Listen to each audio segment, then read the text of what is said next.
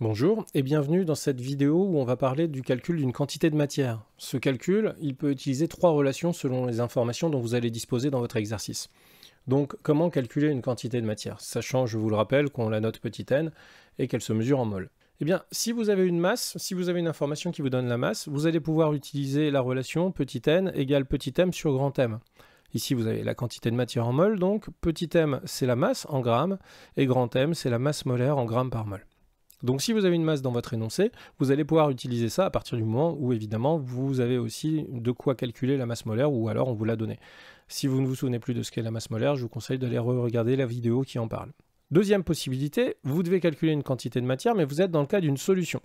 Donc dans le cas d'une solution, la quantité de matière petit n, elle est égale à la concentration en quantité de matière de cette solution petit c en mol par litre, multiplié par le volume de la solution en litres.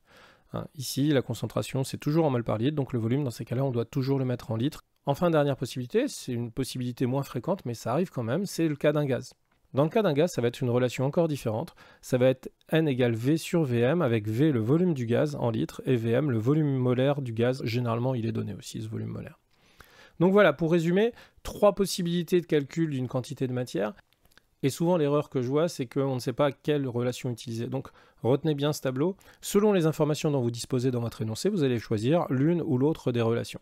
On va tout de suite partir sur deux exemples simples, et puis après, on fera des applications comme on a l'habitude d'en faire. Premier exemple, un verre contient 150 g d'eau. On n'a pas beaucoup d'informations, mais l'information qu'on a, elle est essentielle, c'est une masse. Donc, on va utiliser la relation petit n égale petit m sur grand M. Ici, petit m, c'est la masse, on la connaît, c'est 150 g d'eau. Grand M, c'est la masse molaire de l'eau. L'eau, on connaît sa formule brute, H2O, donc on peut la calculer comme on a vu dans la vidéo sur la masse molaire. Donc sa valeur, je ne vais pas la recalculer ici, elle a déjà été calculée dans la dernière vidéo. Sa valeur, c'est 18 g par mol. J'ai plus qu'à faire l'application numérique. Donc la quantité de matière petit n, c'est 150 g d'eau, divisé par 18 g par mol.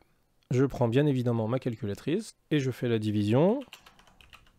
150 divisé par 18, je n'oublie pas d'appuyer sur la petite touche SD qui me donne le résultat en notation scientifique ici, 8,33 fois 10 puissance 0.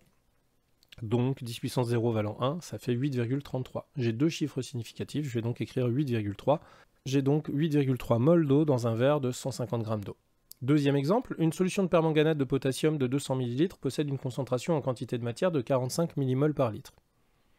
Là, on me donne deux informations. On me donne le volume, ici, attention en millilitres, et on me donne la concentration en quantité de matière. Donc on est dans le cas d'une solution. Je vais pouvoir utiliser la deuxième relation, N égale C fois V. Ici, la concentration, c'est 45 mmol par litre. Il va falloir faire attention parce que ce sont des millimoles par litre, alors que normalement, ce sont des moles par litre. Et puis ici, 200 ml. Pareil, on va faire attention parce que ce sont des millilitres, alors que normalement, ce sont des litres. Allez, on fait l'application numérique. Petit n égale 45 millimol par litre. Milli, c'est 10-3. Donc je remplace milli par 10-3 et j'ai directement des moles par litre. Multiplié par 200 millilitres. Même opération, milli c'est 10-3, je remplace le milli par 10-3 et j'obtiens directement ça. Calculatrice. J'obtiens 9 sur 1000, c'est-à-dire 9,010-3 mol. Deux chiffres significatifs, trois chiffres significatifs, mon résultat en aura 2, donc 9,0 mol. Voilà, c'était deux exemples simples. Maintenant, je vous propose de passer aux applications. On va faire comme d'habitude, prenez une feuille, mettez la vidéo en repause pour réfléchir, et puis après vous remettez la lecture pour avoir la correction que je vais faire tout de suite. Donc la mer morte a une concentration en quantité de matière d'ion sodium 1,2 mol par litre. Calculez la quantité de matière d'ion sodium présente dans 200 ml d'eau de la mer morte. Là on voit qu'on est dans le cas d'une solution, on a deux indices. D'abord on a un volume, donc c'est plutôt soit la solution soit le gaz, mais on a aussi une concentration en quantité de matière, donc forcément c'est la relation petit n égale C fois V qu'on va utiliser. Il n'y a plus qu'à faire l'application numérique. On va faire comme tout à l'heure, on va faire attention.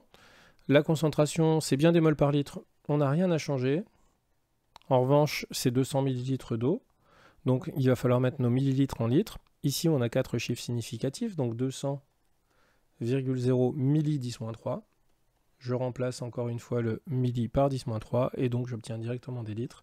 Il n'y a pas de souci, j'ai bien des moles par litre fois des litres. Les litres vont s'éliminer, on obtiendra bien des moles à la fin. Il n'y a plus qu'à 1,2 fois 210 moins 3, ce qui me donne 2,40, 10 moins 1. Ici, j'ai deux chiffres significatifs, ici 4. Le résultat en contiendra 2 uniquement. Ça va nous faire 2,4, 10 moins 1 mol. Allez, deuxième application. Un récipient de volume 3 litres contient du dioxyde de carbone CO2. Quelle est la quantité de matière de CO2 contenue dans ce récipient? Donnée dans les conditions de température et de pression de l'exemple, le volume molaire vaut 24,0 litres par mol. On nous donne un volume molaire, on nous parle du dioxyde de carbone. Le dioxyde de carbone CO2, vous le savez, il est bien connu, c'est un des gaz à effet de serre, donc on est dans le cas des conditions normales de température et de pression, hein, c'est de l'exemple, on est dans le cas d'un gaz, donc on va pouvoir utiliser la troisième relation qui était petit n égale V sur Vm.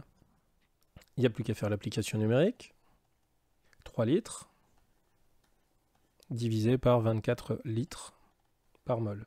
On prend la calculatrice. 3 divisé par 24, j'obtiens 1,25 10 moins 1. Je dois garder deux chiffres significatifs puisque j'en ai deux en haut qui s'imposent.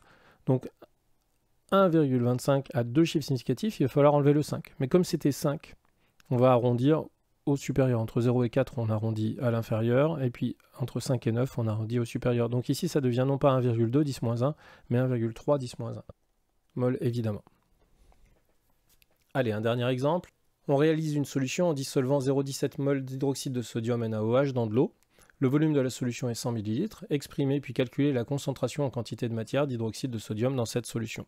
On est dans le cas d'une solution, donc ça va être la deuxième formule, celle du centre, hein, qu'il va falloir utiliser, c'est N égale C fois V.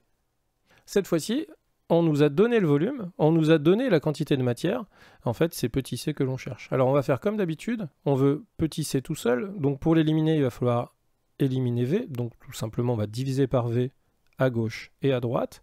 Comme ça, on va pouvoir éliminer les V et il nous restera petit c tout seul qui est égal à N sur V. Donc je vais le réécrire. Petit c égale N sur V. J'ai plus qu'à faire l'application numérique. Petit c, c'est 0,17 mol divisé par 100 ml.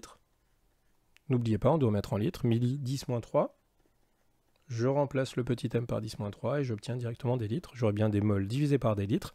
J'aurai bien une concentration en quantité de matière en mol par litre. Alors vous avez souvent des mal à utiliser les calculatrices, c'est pour ça qu'il vaut mieux partir sur une calculatrice simple comme les calculatrices de collège par exemple. Ici on va faire un rapport, ici souvent vous avez des difficultés à utiliser correctement les puissances de 10. Donc là, pour être sûr, on va utiliser la touche de rapport. On sait qu'on a 0,17 en haut, on sait qu'on a 100 10-3 en bas, on n'a plus qu'à faire le calcul, là on est sur 17 dixièmes, ça fait 1,70 10 puissance 0, c'est-à-dire 1,70. Alors deux chiffres significatifs en haut, je vous rappelle que les zéros devant ne sont pas significatifs, donc c'est le 17 qui est significatif ici. Trois chiffres significatifs en bas, les zéros, les zéros à droite, eux, comptent. Deux chiffres significatifs en haut, donc trois chiffres significatifs en bas, c'est le plus petit nombre qui l'emporte. On doit avoir un résultat avec deux chiffres significatifs, donc on va arrondir non pas à 1,70, mais à 1,7 mol par litre. Voilà, c'est la fin de cette vidéo. J'espère qu'elle vous aura permis d'éclaircir quelques zones qui étaient éventuellement sombres. En tout cas, n'hésitez pas à y revenir si vous avez un doute. Et puis, je vous souhaite un bon courage pour les exercices ou pour aller voir une autre vidéo. À bientôt.